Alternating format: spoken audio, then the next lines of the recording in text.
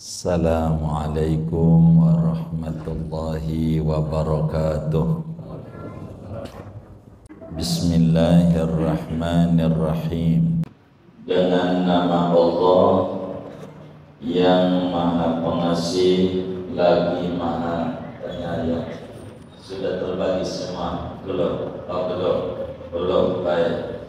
Kalau begitu kita baca Fatihah sambil bagi kepada Imam Ahlus Sunnah wal Jamaah Al-Imam Abdul Hasan Al-Ash'ari dan Imam Abu Mansur Al-Maturidi dan seluruh ulama-ulama Sunni baik di ujung bumi paling barat sampai ujung bumi paling timur, moga semuanya ditinggikan derajatnya oleh Allah dan dilimpahkan kepada kita semua keberkahan ilmu mereka, cahaya mereka, hidup kita dalam aqidah Ahlus Sunnah wal Jamaah dan wafat kita dalam aqidah Ahlus Sunnah wal Jamaah. Amin. Al-Fatihah.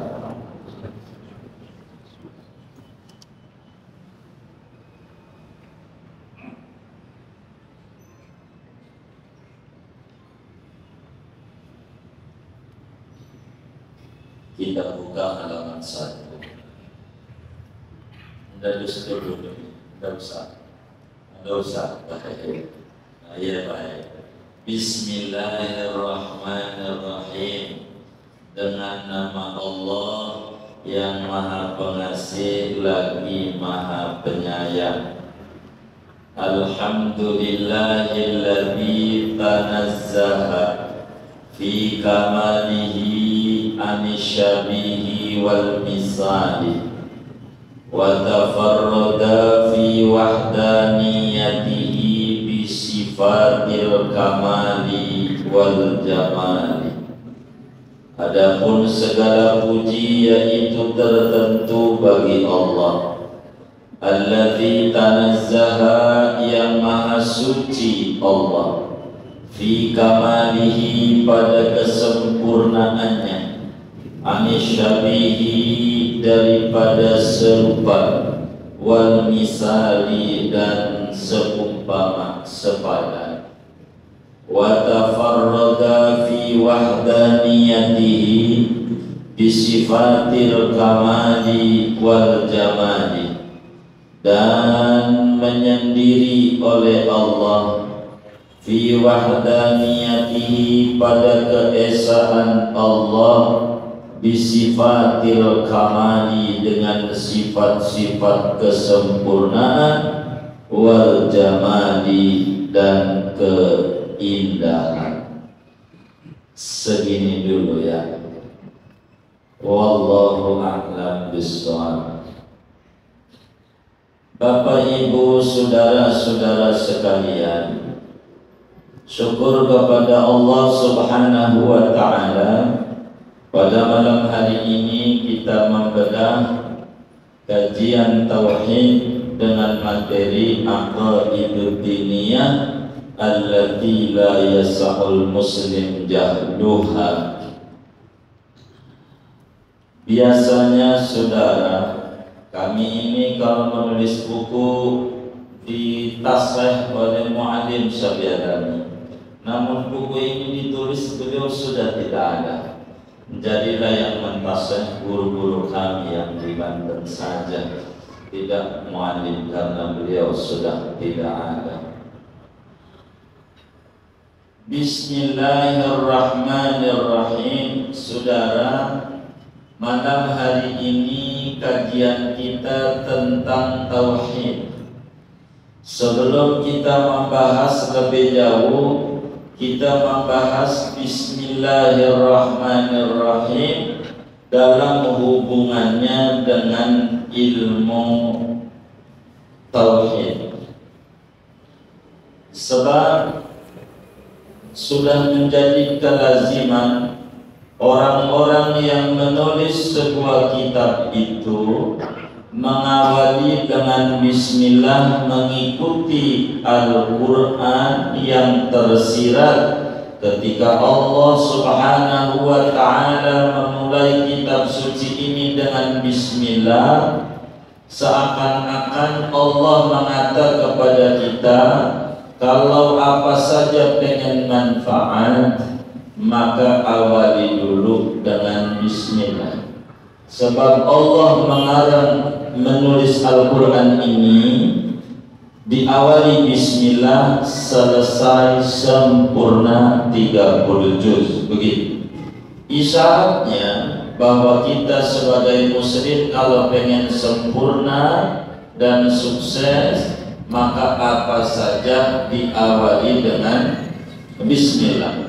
Di samping dalam hadis riwayat Imam Abu Dawud di dalam kitab sunannya dengan sanad yang hasan, begitu juga Ibnu Majah di dalam sunan, dan banyak ulama meriwayatkan hadis kullu amrin dibalin la yubda'u fihi bi bismillahirrahmanirrahim fahuwa aqta' wa fi riwayatin fahuwa ajda wa fi riwayatin fahuwa abda.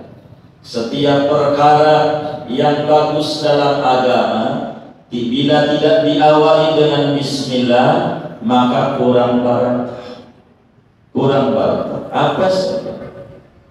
Makanya bila kita temuin anak kita yang sulit dengerin omongan kita, kita jangan salahin dia dulu. Jangan. Pertama kali nyalain diri sendiri dulu. Dulu waktu ngeraciknya di mana, diinget-inget. Bikinnya di mana? Apa di hotel, apa di Rawasingpuruk atau di mana? Diinget-inget. Kalau sudah ingat baca bismillah apa enggak? Sebab bismillah ini nyelamatin. Allah nyatakan wasyarikhum fil amwali wal auladi wa'idhum. Wahai setan, bantuin mereka manusia yang gagal baca bismillah. Jadi makanya seringkali kita bilang anak gue kelakuannya kaya.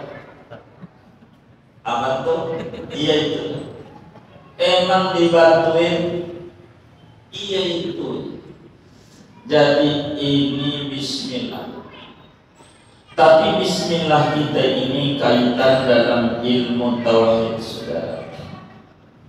Allah Subhanahu wa ta'ala asmanya yang sering kita dengar 99 asma.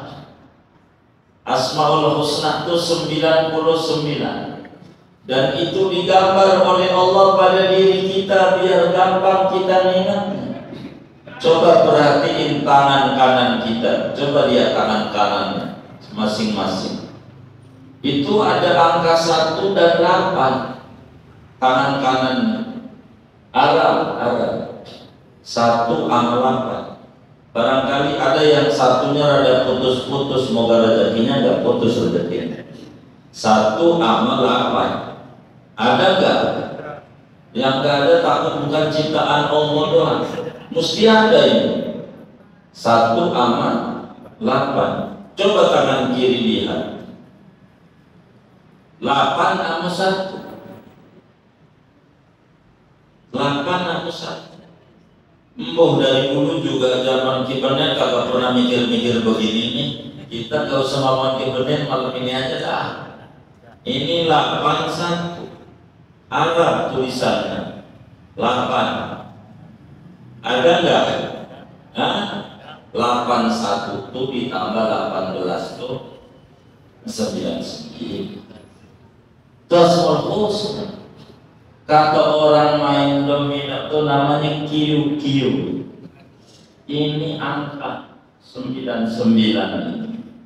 Gambaran Asmaul Husna.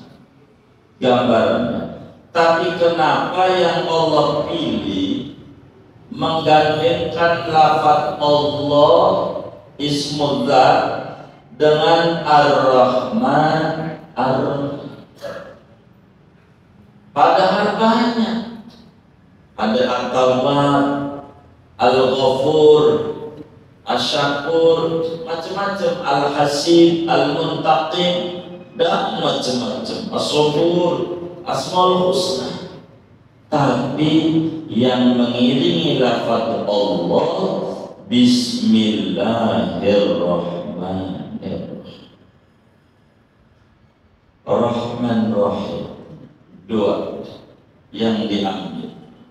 Rahman itu artinya memberikan nikmat besar. Maha pengasih, pengasih itu maknanya ngasih nikmat yang gede-gede.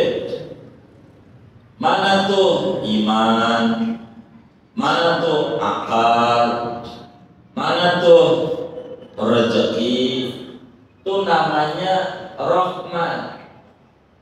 Nikmat yang gede-gede.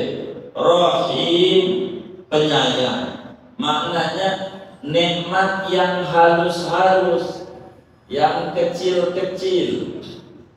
Mana tuh tambahan dari tadi? Kalau iman, mantapnya iman. Rahim tuh rezeki, banyaknya rezeki. Akal, cerdasnya akal. Tuh. Itu namanya Rahim. Rahman ini nikmat yang menyeluruh rahmatnya, baik muslim maupun non muslim dikasih. Itu Rahman. Sementara Rahim hanya khusus muslim saja di akhirat nanti. Makanya Allah jelaskan dalam Al-Quran, wa kana bil mu'minina rahima. Enggak rahmana, rahim bil mu'min di akhirat. Kalau rahman berarti mukmin juga, non mukmin juga. Itu begitu. Apa pengasih, apa penyayang? Ini yang sering muncul dalam sebuah pemikiran.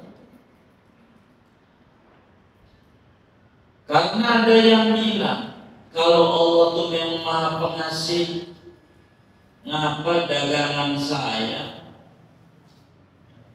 begini-begini aja? Sementara yang depan rumah sholat juga kayaknya enggak, boro baca ratib, boro duha 5 waktu aja enggak, tapi warungnya laris. Katanya Allah Maha Pengasih. Kenapa dia usahanya maju? Kenapa saya biasa-biasa aja?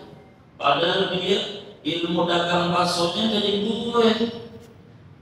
Ngapa gue enggak? Dia malah banyak cabang-cabangnya. Ambil dagang bakso 99 beras pas aja. Ini bagaimana? Ada nggak muslim yang kayak begitu tuh mikirnya? Ada nggak? Nggak ada. Alhamdulillah. Kenapa? Ada juga yang bertanya, kalau Allah itu Maha Pengasih, mengapa saya ini udah doa bertahun-tahun belum dikasih keturunan? Kenapa kalau Allah Maha Pengasih, saya ini minta rezeki masih begini aja? Kalau Allah Maha Pengasih, ngapa banyak ngapa? Ada nggak muslim yang nanya begitu tuh? Kalau di Al-Ma'ruf, kalau ditanya dipelototin apa dijawab biasanya? Biasanya aja saya. Biasanya dipelototin apa dijawab? Dipelototin. Ada nggak yang model begitu tuh? Banyak nggak? Kenapa? Ada yang nanya, kalau Allah Maha Penyayang, ngapa gua dikasih sakit? Gua kan sholat. Ngapa teman gua yang gak sholat dikasih sehat? Ini ngapa? Ini dalam kajian Bismillahirrahmanirrahim muncul pertanyaan demi pertanyaan dalam benak kita. Kalau memang Allah Maha Pengasih, Maha Penyayang, kudunya juga semua orang tuh yang sholat duitnya pada banyak, kan dia ibadah. Begitu bodohnya, warungnya pada laris. Kenapa begitu? Di mana keadilan Allah? Di mana kasih sayangnya Allah Maha Pengasih Penyayang? Ada penanya di mana dan di mana? Untuk menjawab ini, supaya kita lebih mengenal Bismillahirrahmanirrahim dalam tinjauan ilmu tauhid. Dulu ada seorang anak muda merasa rambutnya udah panjang, kalau bahasa Rawa Simpruk udah gondrong. Merasa rambutnya gondrong,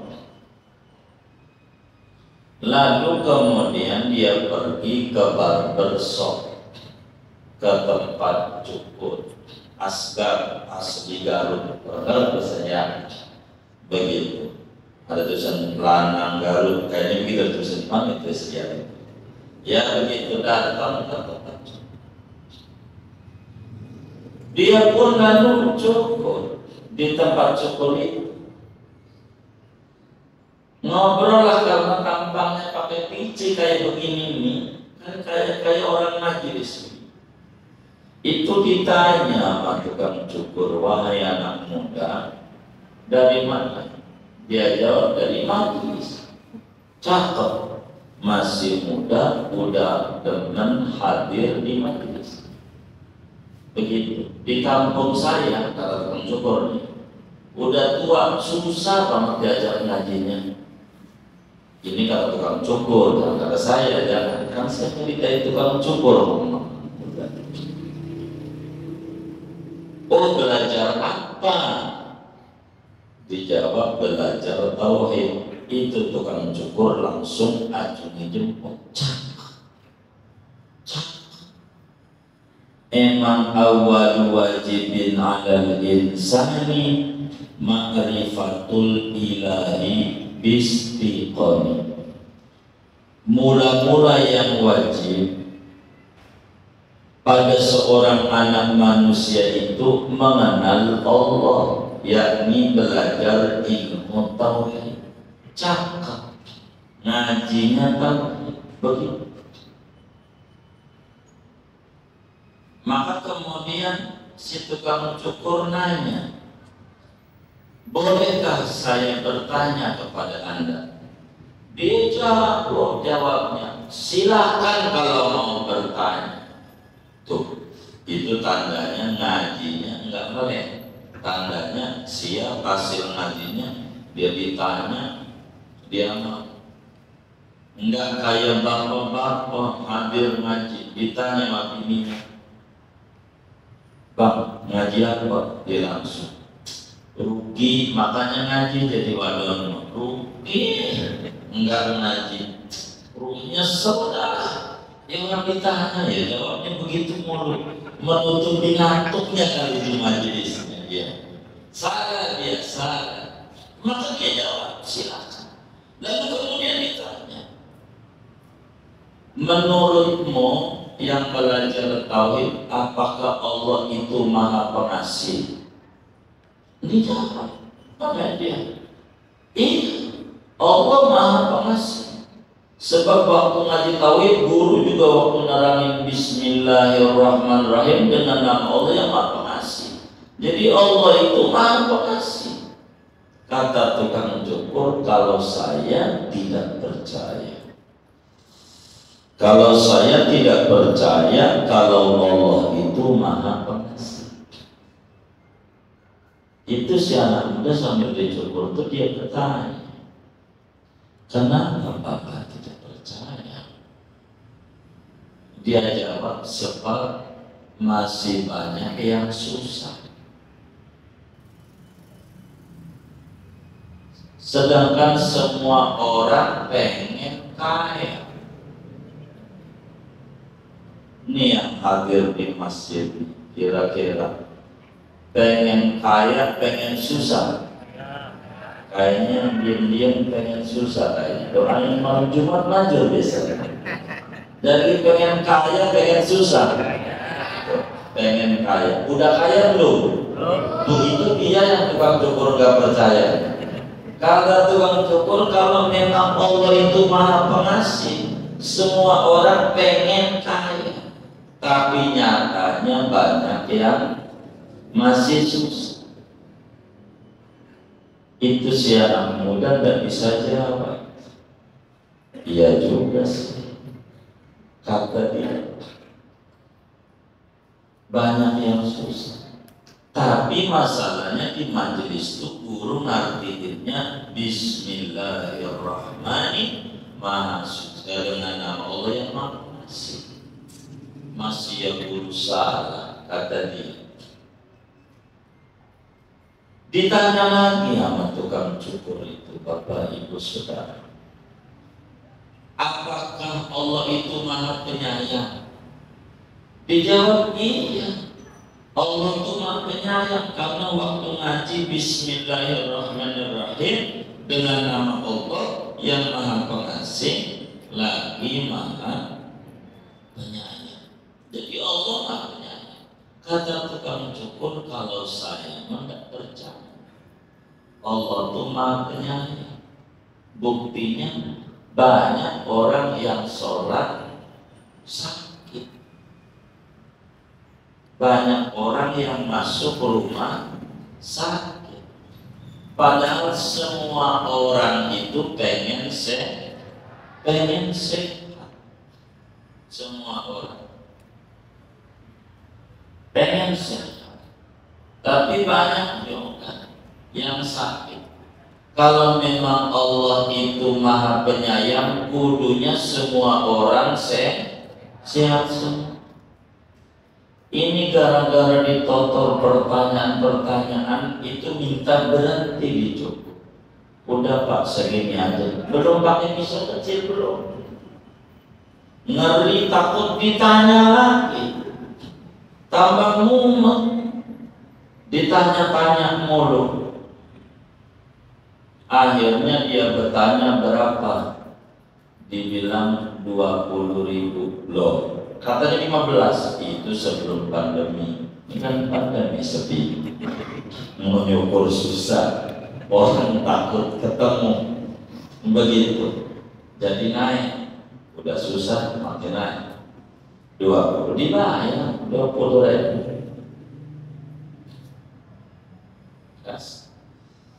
Keluar dari tempat itu, enggak ada pakai orang pakai pisau kecil, saking takut ditanya.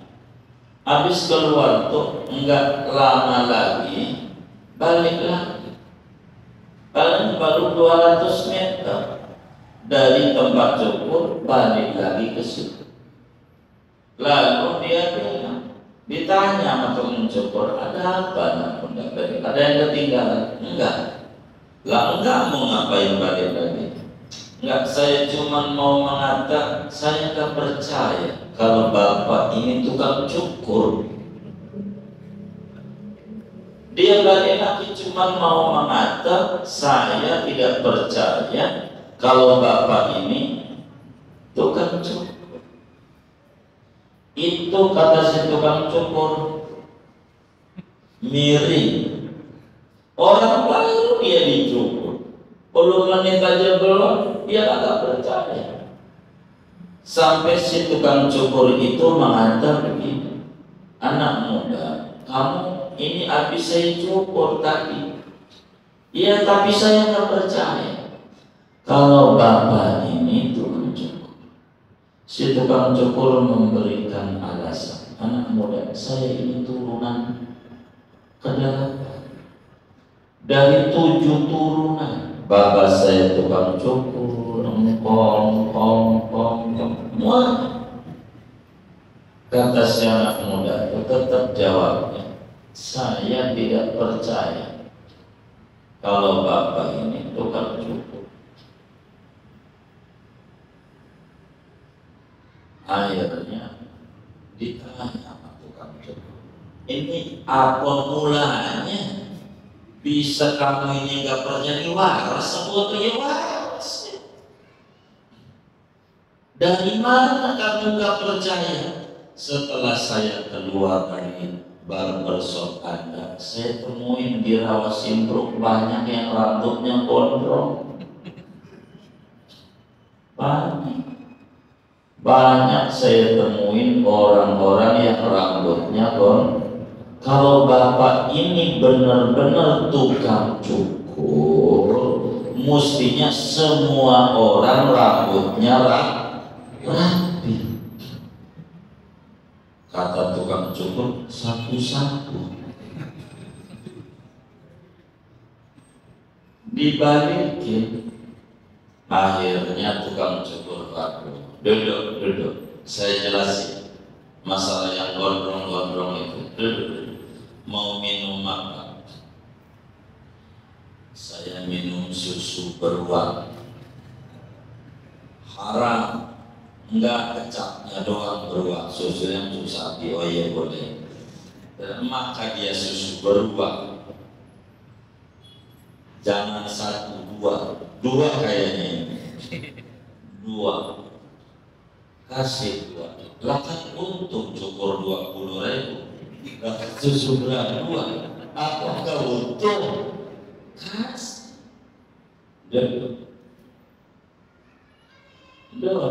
Minum.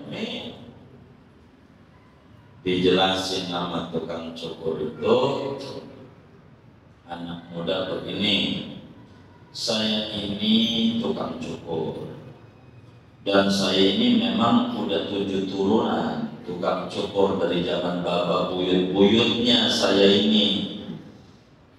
Adapun masalah yang di luar sana yang gondrong itu tidak menafikan bahwa saya tukang cukur, tidak. Ada sebabnya kenapa pada gondrong. Apaan? Kata si anak muda, karena tidak kayak kamu dekat sama saya. Kalau kamu terdekat sama saya, kan saya rapi. Kalau yang gondrong-gondrong itu dekat sama saya, pastilah dia juga rambutnya rapi. Kata si tukang cukur begitu. Si anak muda menjawab, begitu juga Pak, Allah tuh Maha Pengasih, Maha Penyayang. Kalau di luar sana masih ada anaknya yang bengah, istrinya sulit diatur, ekonominya morat-marit, puyeng dalam jalanin hidup, itu bukan berarti Allah tidak Maha Pengasih, tidak Maha Penyayang. Allah tetap Maha Pengasih, Maha Penyayang. Penyebab mereka anaknya bengah, istrinya sudah diatur, usahanya oleh, dan lain seterusnya. Itu penyebabnya satu Pak, tidak mau dekat sama Allah. Kalaulah yang gondrong-gondrong itu mau dekat sama Allah, pasti rapi Pak. Jadi penyebabnya kurang mau dekat sama Allah yang Maha Pengasih, Maha Penyayang. Kalau dekat sama Allah, lakukanlah muatak. Kalau dekat sama Allah, dia tanya, yang pakai masker mati gak kira? Mati gak? Yang gak pakai mati. Yang sholatnya renggang mati gak? Yang rapet nggak ada beda, sama aja. Mati di masjid bagus, begitu. Di pasar aja mantap, yakin. Di tempat mancing rapet, gojek rapet, mantap. Waktu dia mau makan kepala kakak Haji Rojali, lah boncengan motor rapet apa enggak? Habis itu sholat duhur renggak, pulang naik motor lagi ke situ rapet lagi. Kalau di film ini lucu, di Kakak Waras rada-rada, di Kakak rada-rada. Tapi saya juga bawa masker 250.000 masalahnya. Kalau enggak 210, saya juga bawa. Kan saya 210.000 masalahnya. Iya begini. Mantap kita sama Allah. Jangan takut. Jadi yang membuat menular adalah Allah. Allah apa penyakit? Yang membuat menular itu Allah apa penyakit? Ada nggak penyakit menular? Ada nggak? Enggak ada. Yang mampu menularkan Allah. La mani'a lima aqaim. Kan baca surat kita. Wala mu'tiyah lima mana. Enggak ada yang bisa nularin kalau kata Allah kan? Kagak. Enggak yang bisa mencegah kalau kata Allah tertular. Lihat pejabat-pejabat rapi, kena juga kalau kata Allah kena. Ada nggak yang model begitu? Itu biar kita jangan sampai ngumpet di kolong raja. Kalau ayam ngerem, bertelur. Lelaki ngerem di rumah, ditakin bini. Tuh, bininya udah tertawa. Jadi saudara, mantepin iman kita sama Allah. Bila iman itu naik, imun naik 75%. Ibnu Sina dalam kitab Al-Qanun Fittib nyatakan begitu. Iman naik, imun naik. Maka karena itu kami lebih senang menceritakan kesehatan demi kesehatan. Yang kena COVID-nya, kalau mau kita renungi, ada yang sembuh nggak? Ada yang sembuh nggak? Banyak nggak? Banyak yang sembuh. Dibawa ke rumah sakit, diobati nggak?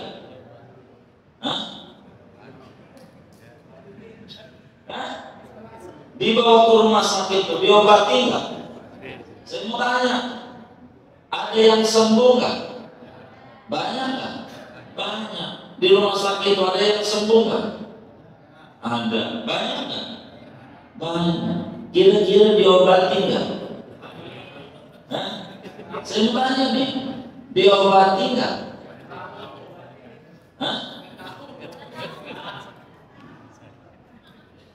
Loh, kok bisa tahu sembuh?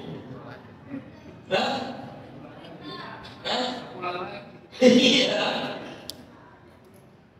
Ada yang sembuh nggak? Ada. Banyak nggak? Banyak. Diobati nggak? Diobati. Diobati nggak kira-kira? Didiemin doang di rumah sakitnya. Didiemin dari apa-apain. Diobati nggak kira-kira? Diobati. Berarti ada obatnya nggak?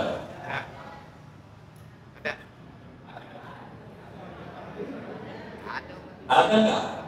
Ya ada. Bilangin aja obat itu dibagi sama kita, biar orang nggak numpuk di rumah sakit. Kan begitu ya. Begitu. Vaksin bentar lagi insya Allah pemerintah di akhir Desember mau bagi-bagi vaksinnya dibagi. Yang menjadi pertanyaan, kira-kira dengan vaksin itu keluar bakal ada mati kan?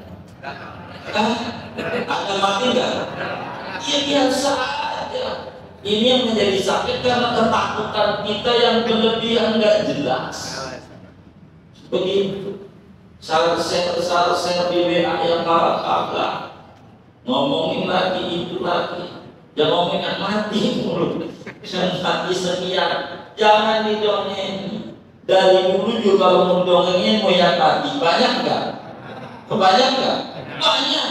Dari dulu coba diumumin tiap hari, dari Sabang sampai Merauke, banyak nggak? Banyak tiap hari. Tapi kalau mau jujur, kalau kata ulama, sama bayi yang lahir sama yang mati, kata ulama datanya banyakkan bayi yang lahir. Umumin bayi-bayi lahir biar kita enggak itu mulu yang dijadikan ketakutan dulu apa tidak yang jadi berlebih. Kan berita bukan itu doang ya, benar nggak?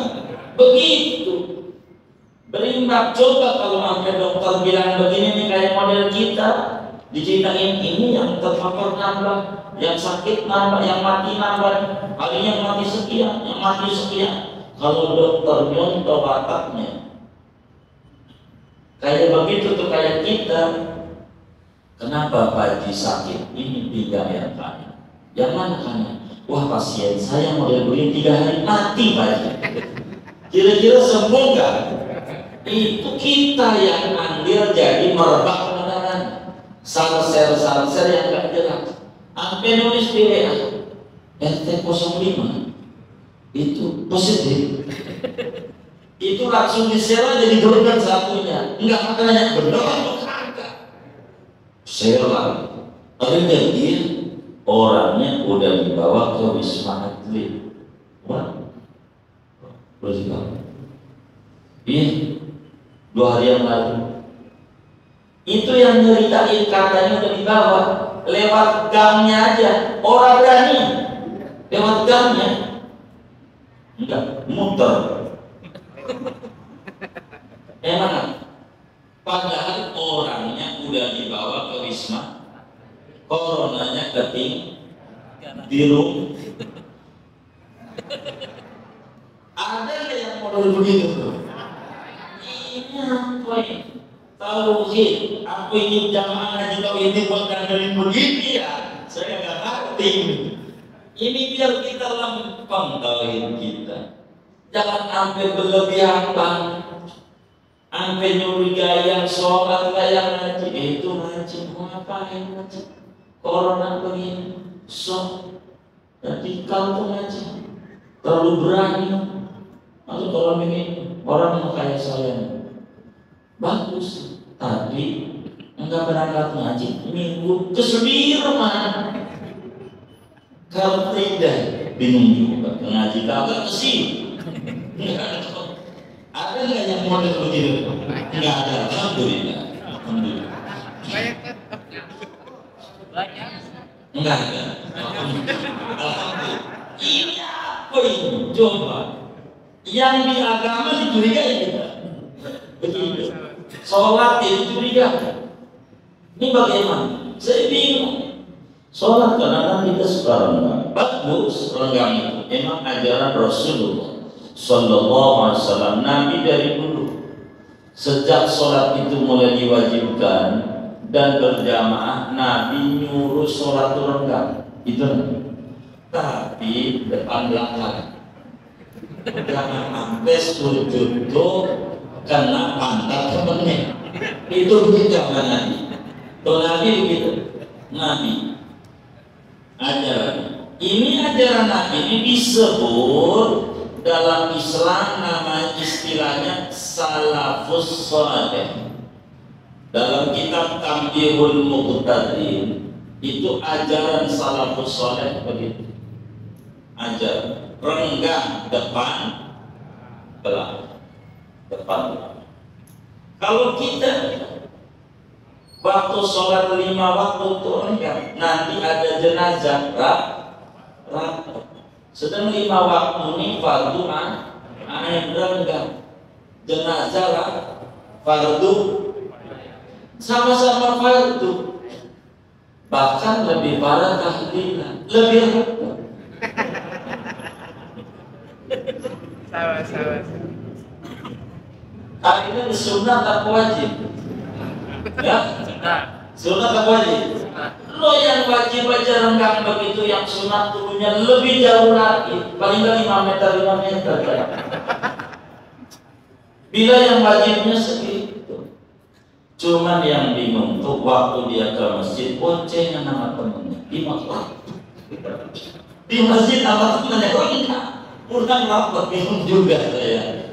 Tapi memang begitulah zaman akhir, zaman akhir disebut zaman rada-rada, dikata waras rada-rada, dikata rada-rada waras. Emang keren. Ini zaman emang susah. Kita ini ngadepin zaman akhir, tapi peraturannya begitu ya kita ikutilah. Karena memang peraturannya.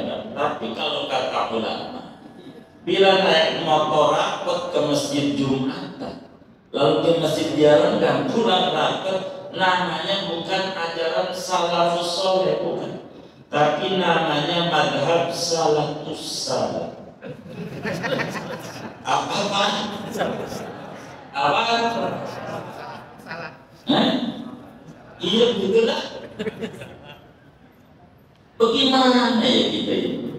Seakan-akan masjid itu sarana penyambung. Padahal khairul biqa masajid. Tempat yang paling baik adalah masjid. Kata Nabi, dan Nabi nggak pernah bohong. Artinya paling baik, paling aman, paling tenteram, paling steril. Wa syarrul biqa aswatuha. Tempat yang paling buruk, di sana ada bapak bohong, segala macam, pasar. Tapi di pasaran, jadi dibalik, khairul biqa aswatuha wa syarrul biqa masajiduha. Siapa ini membalik? Bingung juga saya.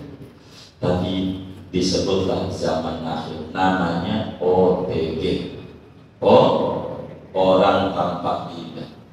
Dikata gila waras, dikata waras tanpa gila. Maka segalanya kembalikan kepada Allah. Kita minta kepada Allah, moga corona ini segera diangkat oleh Allah dari bumi pertiwi, biar kehidupan kita normal kembali. Kasihan, banyak yang pusing.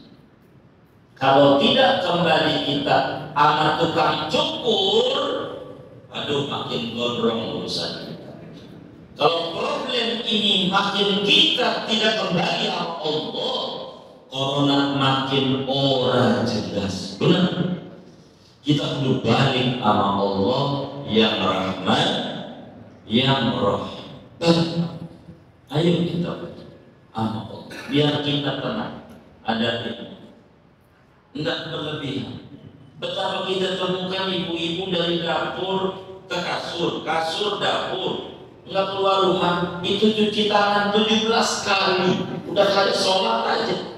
Padahal di rumahnya ada yang kayak gitu. Ini kan bingung. Kalau di keluar kemana sih mending ada di rumah. Sampai laki sama bini beda kamar. Inna lillahi wa inna ilaihi raji'un. Itu bingung juga sih. Saking berlebihan. Berlebihan. Kenapa? Kita harus balik kepada Allah. Kalau enggak makin kita bingung. Betapa pagi-pagi ada ibu-ibu repot banget. Mandiin bocah, pakaiin seragam, pakaiin tas, foto, copot lagi. Ada nggak model begitu? Nggak ada, alhamdulillah. Ini dikata waras, rada-rada. Dikata rada-rada, waras.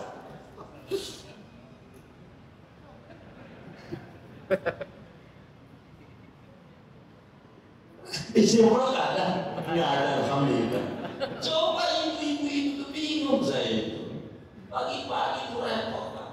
Ada ternyata bukan ibu-ibu doang, Pak Guru sama.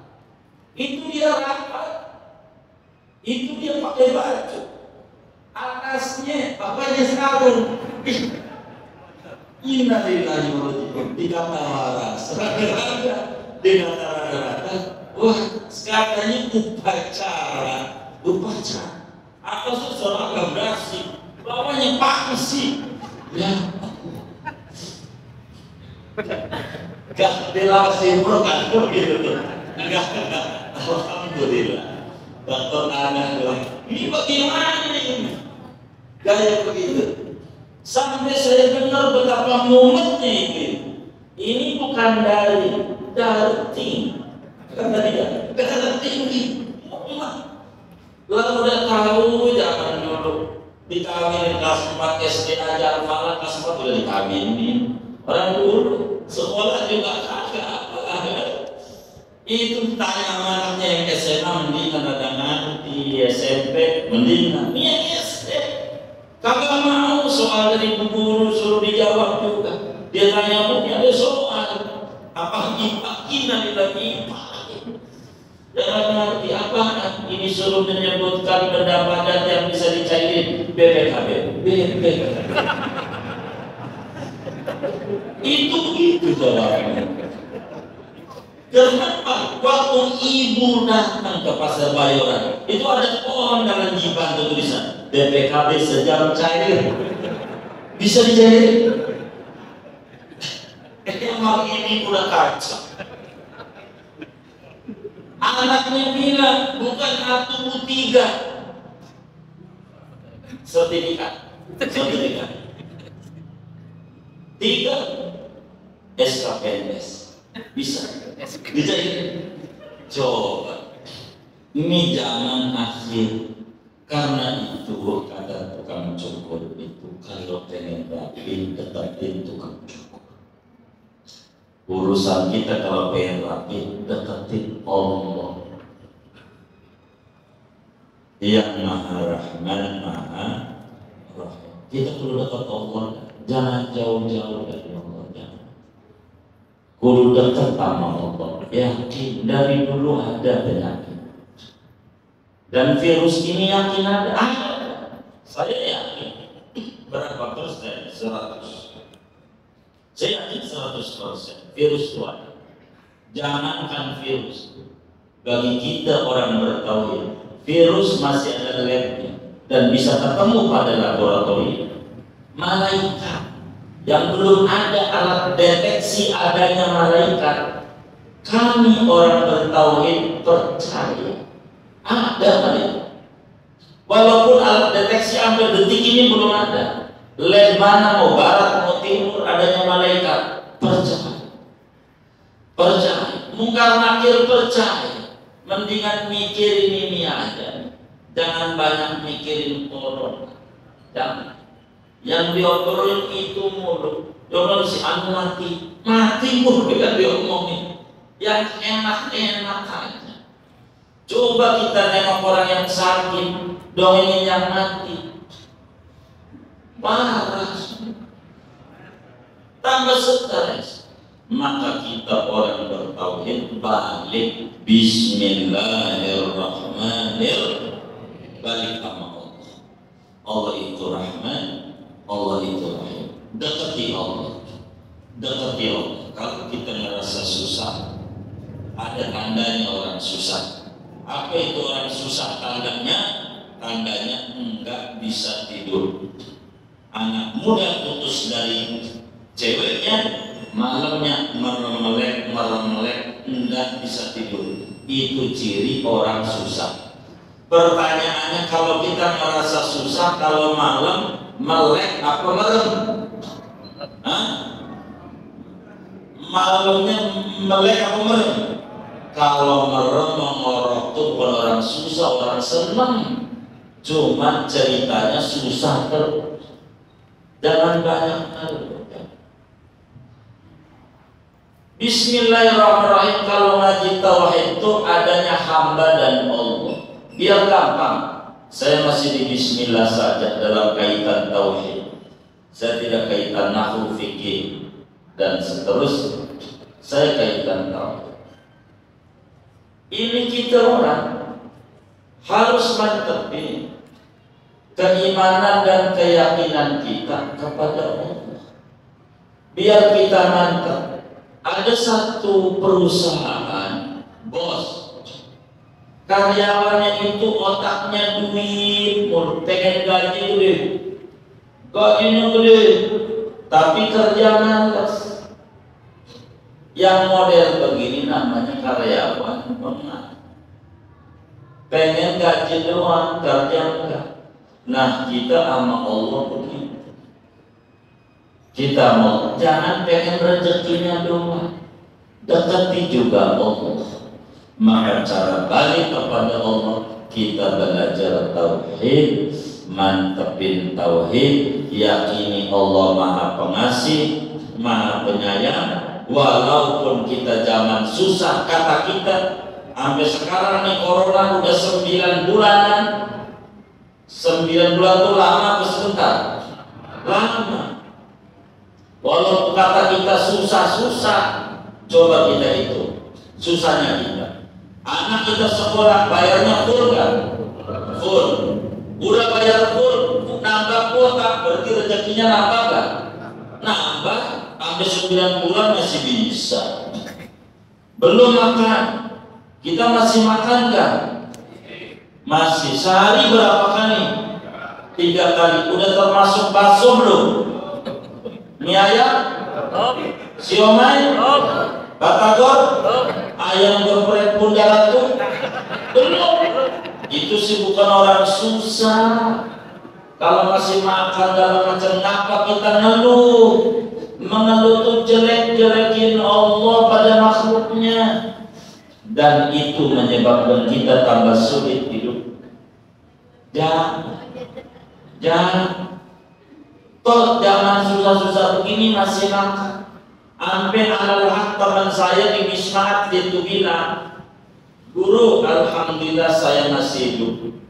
Coba yang terpapar corona masih bilang alhamdulillah saya masih hidup.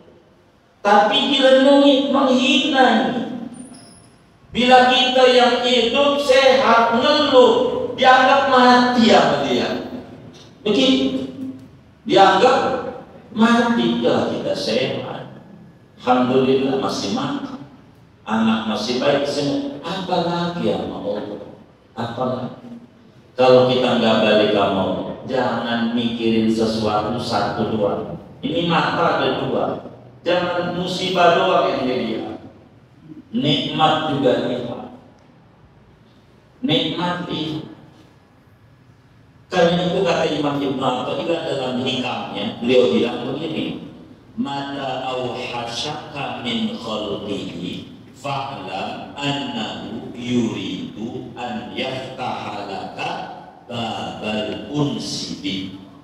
Kata Imam Ibn Athaillah, manakala Anda dibuat resah dengan corona, dengan makhluk Allah, itu pertanda Allah kangen, rindu, pengen ente intim balik sama Allah. Jangan megangin HP, mulut udah ditutup rapat, belum di akhirat pakai masker. Tangannya ini loh, jangan terpapar, jangan begini, yang habis sekian, tangan masih ngomong mulut. Mendingan mulut ngomong, tangan nggak salsel yang ada. Bijak supaya kita tenang hidup ini. Insyaallah kita yakin atau ya, naikin derajat kita. Belajar mulai dari Bismillahirrahmanirrahim, balik kita sama Allah. Penyakit dari Allah yang bisa ngilangin Allah, yang bisa nularin Allah, yang enggak ngenularin Allah. Makhluk enggak ada daya, enggak ada upaya, enggak ada daya. Balik sama Allah yang mantap. Jangan suudzon, hancur. Nabi ajarin silaturahim, menambah berkah umur, meluaskan rezeki. Kata Nabi. Percaya nggak sama Nabi? Bohong nggak ini hadis nih? Kagak. Nabi bilang silaturahim, manjangin umur, murahin rezeki. Nabi yang bilang. Tapi akhir zaman itu di rumah kita tulis tidak menerima tamu. Lebaran kemarin. Ini bagaimana ya? Karena Nabi yang nyuruh. Yang nyuruh Nabi. Nabi bilang, "Mamin muslimaini yaltaqiyani fayatasafahani illa ghufira lahuma qabla an yatafarraqa." Tidaklah muslim dua selamat, dosanya diampuni berkah banyak. Jadi selamat itu dosa diampuni berkah banyak. Itu Nabi yang bilang. Tapi ada lain zaman lain nggak mau pakai ini.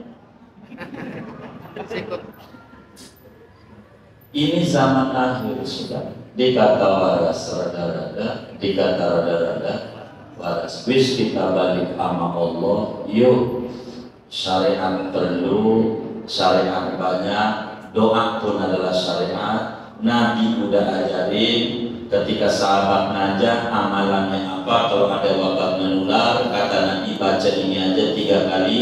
Bismillahirrahmanirrahim, la yadurru ma'asmihi syai'un fil ardi wala fis sama wa huwas samiul alim. Ada diratib, bukan itu doang diratib mah. Ya amanal khaifin, aminna mimma akhaf, ya latifan lam yazal, udubina fi manazal. Itu semuanya kita pikir balik sama Allah, biar jangan kita makin jauh dengan Allah, salah mensikapi bencana. Padahal bencana ini cubitan Tuhan, kita tidur biar melek. Kagak melek makin rapet. Ini bahaya. Ini Tuhan cubit kita. Ayo yang tidur bangun, jiwa-jiwa ingat sama Allah. Ingat sama Allah. Kita harus balik sama Allah agar supaya kita menjadi tenang, menjadi tentrem hati kita. Bismillahirrahmanirrahim, gerbang utama menuju kepada Allah. Sholat aja awalnya habis takbir rukunnya begitu. Baca Fatihah, Quran bismillah. Maka bismillah gerbang mengetok pintu kebaikan Allah. Hikmahnya kita mau tidur baca bismillah 21 kali. Insya Allah. Ulama tulis dalam berbagai kitab. Syekh Al-Bantani ajarin kalau mau tidur baca itu biar nggak kena wabah penyakit menular. Ajarin, amalin aja ajaran ulama biar selamat. Sampai kita susah. Siapa ini yang dagangnya menurun jamaah ma'ruf? Baca bismillah 786. Itu jumlah huruf bismillahirrahmanirrahim dengan jumlah abjadiyah. Bak tuh, bak nilainya bak tuh 213. Sin itu jumlahnya 786. Maka kalau kita ngalamin susah nih karena wabah ini, usaha dirasa menurun, macet segala macam, malam bangun baca bismillahirrahmanirrahim 786 kali. Habis itu minta sama Allah. Gak usah bahasa Indonesia. Kalau panjang-panjang bingung, bayang pendek aja. Duit ya Allah, duit ya Allah, duit ya. Yang pendek aja.